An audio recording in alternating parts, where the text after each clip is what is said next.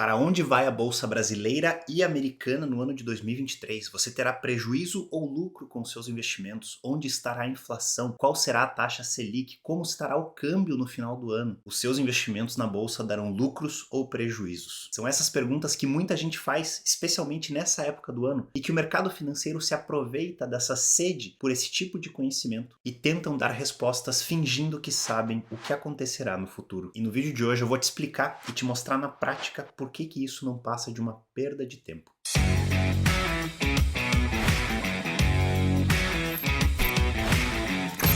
Se você é novo aqui no canal, seja muito bem-vindo. Meu nome é Daniel Staff, eu sou especialista em investimentos internacionais e finanças comportamentais. E a minha missão aqui é trazer conteúdo de qualidade para que você tenha autonomia com o seu dinheiro e os seus investimentos. E no final do ano passado, em 2021, eu gravei um vídeo igualzinho a esse, trazendo as previsões dos principais analistas e dos principais bancos e corretoras do mundo sobre aonde a bolsa brasileira e americana estariam no final agora de 2022. Eu trouxe também nesse vídeo quais eram as previsões que os analistas haviam feito no começo de 2021 sobre aonde a bolsa estaria no momento que eu gravei aquele vídeo. E eu confesso que foi muito difícil encontrar essas informações das previsões do começo do ano retrasado, porque a grande maioria das corretoras e bancos, quando percebem que essas previsões são muito ruins, acabam deletando esse tipo de conteúdo. E eu prometi para mim mesmo que usando o vídeo do ano passado iríamos fazer uma comparação do que era projetado para o ano de 2022 para o que realmente aconteceu nesse ano e trazer as projeções para o próximo ano, trazendo ensinamentos fundamentais para vocês investirem com cada vez mais qualidade para o longo prazo. Inclusive, eu recomendo muito que vocês assistam,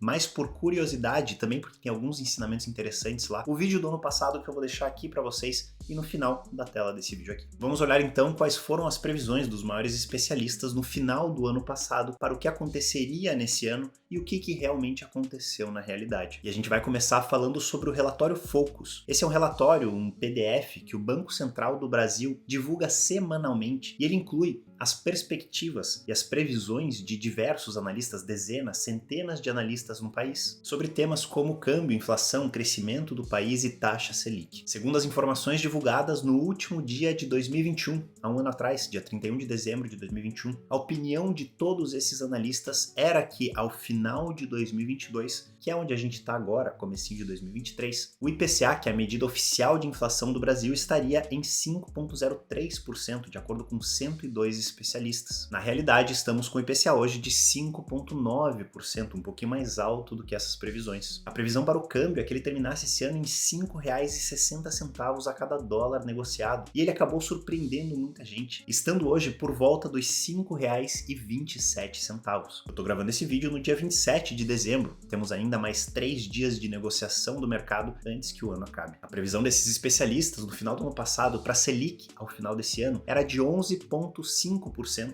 de acordo com 117 especialistas, e ela está hoje em 13,75%. Já a previsão do IGPM, que é uma outra medida de inflação no Brasil, era de 5,49% e ele está hoje em 5,9%. E eu confesso que essas foram as melhores previsões que eu já vi até hoje para esse relatório em relação ao que aconteceria no ano seguinte, mas ainda assim ele está muito longe da realidade. Eles acertaram sim que o câmbio cairia, mas ele caiu muito mais do que previsto. E eles acertaram sim que a Selic subiria, mas ela subiu muito mais do que previsto. Porém, como eu falei, essas previsões foram muito melhores do que as previsões do ano retrasado. As diferenças desse ano para o ano passado foram brutais. Inclusive, se você assistiu o meu vídeo que eu gravei no passado, você vai ver como esses analistas, essa média de especialistas no Brasil, esteve muito, mas muito equivocada no ano anterior. Porém, apesar dessas previsões do Boletim Focus terem sido muito boas para esse ano, vamos para alguns shows de horrores em relação às previsões para a Bolsa brasileira e americana. Começando pela Bolsa brasileira, no final do ano passado, dia 30 de dezembro, ela estava em 104.822 pontos. E quais eram as previsões que as grandes casas de análise faziam para a Bolsa brasileira nesse ano? É engraçado que esse ano era recheado de diversos acontecimentos que influenciavam drasticamente a Bolsa, como por exemplo as eleições. Mas ainda assim, as casas de análise insistiam em prever uma alta leve na Bolsa brasileira. Vocês podem ver aqui que a Ativa Investimentos previa 117 mil pontos no final de 2022, a Guide 120, a Modal Mais 125, Morgan Stanley 120 mil pontos, Orama 134 mil, Safra, o mais otimista de todos, 144 mil pontos, XP 123 mil, Goldman Sachs 116, Bank of America 125, Bradesco 130 e BTG 132 mil pontos na Bolsa Brasileira para o final deste ano. O mais pessimista de todos, que é o banco americano Goldman Sachs, previu uma alta de 10,6% na Bolsa Brasileira para 2022. A realidade, a Bolsa subiu apenas 4%, como vocês podem ver aqui na tela, e está hoje negociada por volta dos 108.250 pontos. Ou seja, muito longe de todas as previsões, principalmente as mais otimistas. Já as previsões para a Bolsa Americana foram ainda piores. No final de 2021, há um ano atrás, a Bolsa Americana estava em 4.766 pontos, depois de um 2021 incrível, onde ela subiu por volta de 30%. E esse otimismo e essa alta de 2021 refletia nas previsões para o ano seguinte. A gente já vai falar por que isso acontece. Com exceção do Morgan Stanley e do Bank of America, que previam quedas de 7,5% e 3,5% para 2022, todas as outras casas de análise, as maiores do mundo, previam grandes altas para a Bolsa Americana em 2022. O Wells Fargo falava que ela ia chegar a 5.100 pontos, Goldman Sachs também, RBC 5.050 pontos e Credit Suisse 5.200 pontos. Na realidade, a Bolsa Americana, afetada muito pela alta da inflação americana e pela alta nas taxas de juros que puxam a Bolsa para baixo, terminou 2022, como vocês podem ver aqui na tela, com uma queda de 20% a 3.820 pontos no dia da gravação desse vídeo. Lembrando que ainda temos 3 dias de negociação da Bolsa em 2022, antes de vocês assistirem esse vídeo no comecinho de 2023, e ainda poderemos ver algumas mudanças nesses valores. Mas mesmo assim, vocês já podem ver que, assim como na Bolsa Brasileira, as previsões para a Bolsa Americana estavam muito longe da realidade. Agora vamos ver quais são as previsões desses analistas, especialistas, casas de análise, casas de research para a Bolsa em 2023.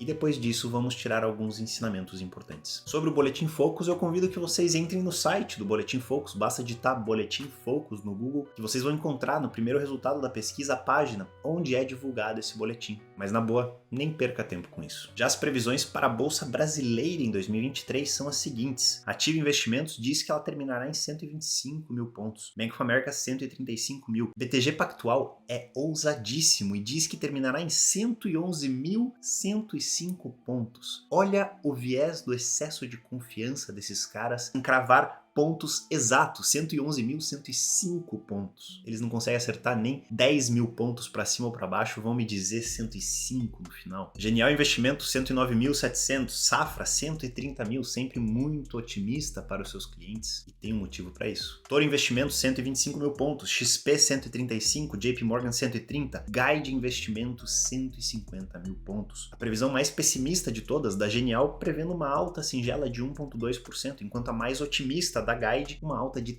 38% até os 150 mil pontos, saindo dos 108 mil que a gente está hoje. E sabe o que é o mais curioso de tudo? Nenhuma dessas previsões apostam em retornos negativos para a Bolsa em 2023. Mesmo com tantas incertezas que a gente tem no ano que vem, um novo governo com declarações muito controversas em relação aos investimentos em Bolsa, nenhuma dessas corretoras prevê um ano com retornos negativos. E sabe por que isso acontece? Eles vendem investimentos. Eles vendem que você tenha o seu dinheiro na Bolsa hoje e que você gire o seu patrimônio o máximo possível. Se eles falam que o retorno será negativo, por que é que eu vou investir na bolsa no ano que vem? Então existe muito conflito de interesses nesse tipo de recomendação para te convencer que é sim um bom investimento, que você deve sim colocar o seu dinheiro na bolsa e dar lucro para elas quando você faz isso, seguindo a recomendação delas mesmas. E aí você vê alguns tipos de manchetes que chegam a ser cômicas, como essa daqui: Bovespa deve subir 13% até o final de 2023, apesar de incertezas. E aí você vai ler o artigo e ele explica toda a tese por trás dessa opinião, todas as estatísticas, todos os acontecimentos do ano que vem, todas as incertezas, mas mesmo assim crava um número, crava uma alta de 13% em uma das que possivelmente é a maior incerteza de todas, que é o destino da bolsa no curto prazo, nos próximos 12 meses. E o pior, algumas dessas notícias ainda têm a audácia de falar que determinado setor vai subir, que o outro determinado setor vai cair, que um outro setor irá andar de lado e no agregado de todos eles o resultado da bolsa será uma pequena alta, muito em linha com retornos passados. Vocês já perceberam que é uma grande baboseira, mas vamos ver as previsões de retornos para a bolsa americana em 2023. Lembrando que hoje ela está por volta dos 3.830 pontos no dia 27 de dezembro. Aqui a gente tem o Deutsche Bank prevendo 4.500 pontos, o JP Morgan prevendo 4.200 pontos, RBC 4.100, Credit Suisse 4.050, Bank of America 4.000 pontos, Goldman Sachs 4.000, HSBC 4.000, Morgan Stanley 3.900, Barclays 3.725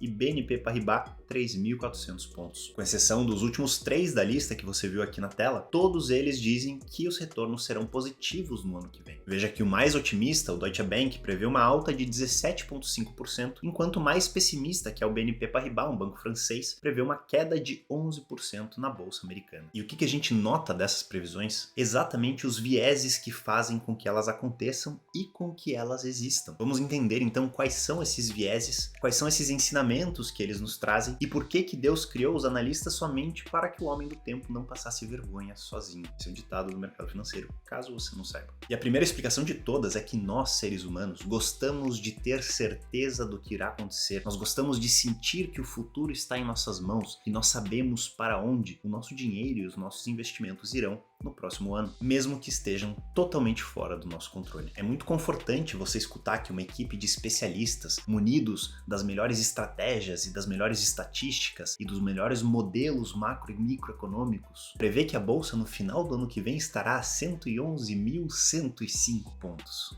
E olhar esses números, que vão sempre muito em linha com o retorno histórico da bolsa, nos deixa muito confortável, nos deixa muito apto a comprar aquilo que eles estão vendendo, aquele relatório, aquele investimento, a seguir a recomendação desses grandes especialistas. E aí você se pergunta, por que então essas previsões estão sempre alinhadas com os retornos históricos? E isso tem a ver com o comportamento de manada e o viés retrospectivo. Sobre o comportamento de manada, você nunca vai ver um analista falando que a bolsa subirá 70% no ano que vem. Assim como você nunca ouvirá um analista falando que a bolsa cairá 55% no ano que vem. Esses dois cenários, tanto a alta quanto a queda, são totalmente possíveis. Mas a partir do momento que um analista se coloca nessa posição, a partir do momento que ele diz que ele acha que a bolsa irá subir muito ou cair muito, ele sai da manada. Ele se torna uma exceção. E como a probabilidade dele acertar é muito, mas muito pequena, mesmo que todos os modelos de estudo dele digam que é esse o resultado, ele não vai se comprometer e divulgar esse resultado, porque muito provavelmente ele estará errado, e se ele está errado tão longe dos outros, ele não tem desculpa nenhuma e muito provavelmente ele até perde o seu emprego por isso. Então, mesmo que todos os estudos que ele faça indiquem para essas altas ou quedas bruscas, ele sempre vai estar junto com a manada. Afinal, se ele não fala algo nem muito para baixo, nem muito para cima, ele está junto com o resto, e se der errado,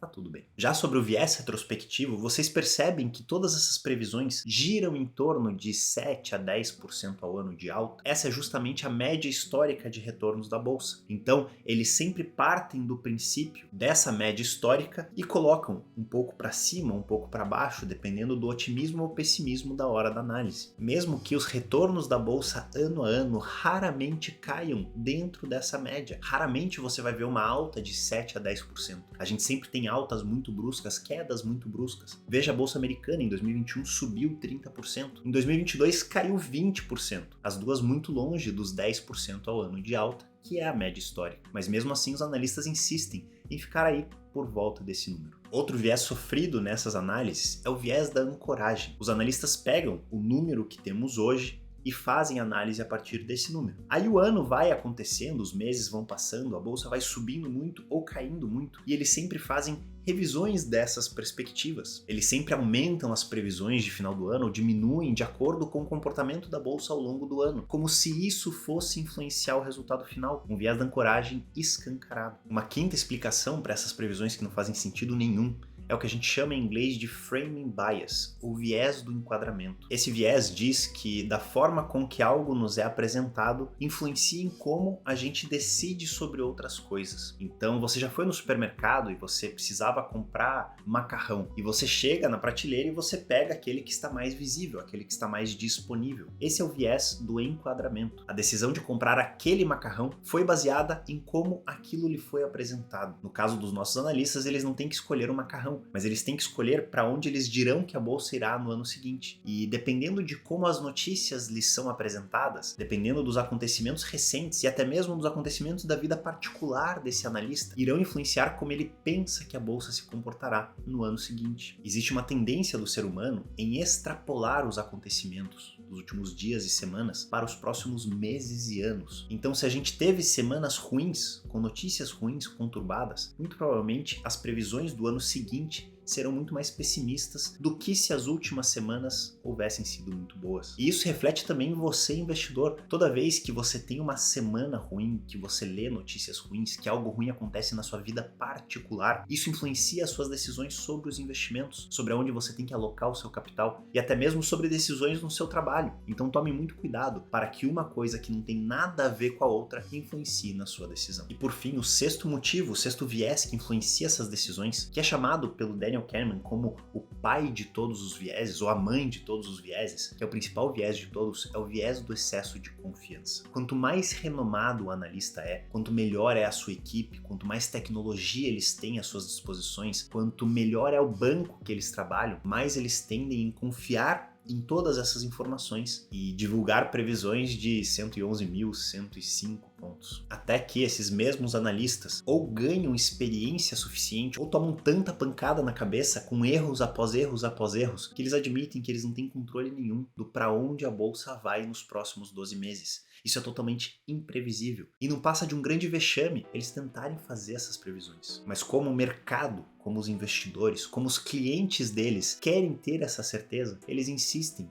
ano após ano em divulgar esse tipo de lista. E a intenção desse vídeo aqui é justamente te mostrar que essas previsões não servem para nada, que vocês nunca deveriam tomar decisões de investimentos da carteira de vocês baseado nesse tipo de número, baseado nesse tipo de previsão, que vocês devem ignorar esse tipo de informação e focar naquilo que está sob o controle de vocês, que é o aporte que vocês fazem, que é a alocação, que é o risco que vocês correm, que é o foco que vocês devem ter no longo prazo. Eu não sei, Warren Buffett não sabe, Bill Gates não sabe, Elon Musk não sabe, ninguém sabe para onde a bolsa vai no ano que vem. A não ser os caras do BTG que dizem que vai para 111.105 pontos. Eu ainda não consigo me conformar com isso. Então gastem o tempo de vocês com aquilo que vocês sabem, com aquilo que está sob o controle de vocês. A bolsa, no longo prazo, tende a dar ótimos resultados. Mas no curto prazo, ela é muito traiçoeira. Ela vai dar resultados negativos e a gente tem que estar preparado para isso. Não se proteger disso, não tentar evitar isso, mas enfrentar isso ano após ano para então garantir os bons resultados de longo prazo. E você pode ter certeza que no final do ano que vem, 2023 para 2024, teremos outro vídeo desses, analisando essas previsões para o que ia acontecer com a bolsa em relação ao que realmente aconteceu e vendo quais são as previsões do ano seguinte, sempre trazendo alguns ensinamentos para vocês. Enquanto isso, se você ainda não é inscrito aqui no canal, aproveita e se inscreve para começar o ano de 2023 com o pé direito nos seus investimentos. E se você ficou com qualquer dúvida ou tem qualquer observação sobre o que foi dito no vídeo de hoje, comenta aqui embaixo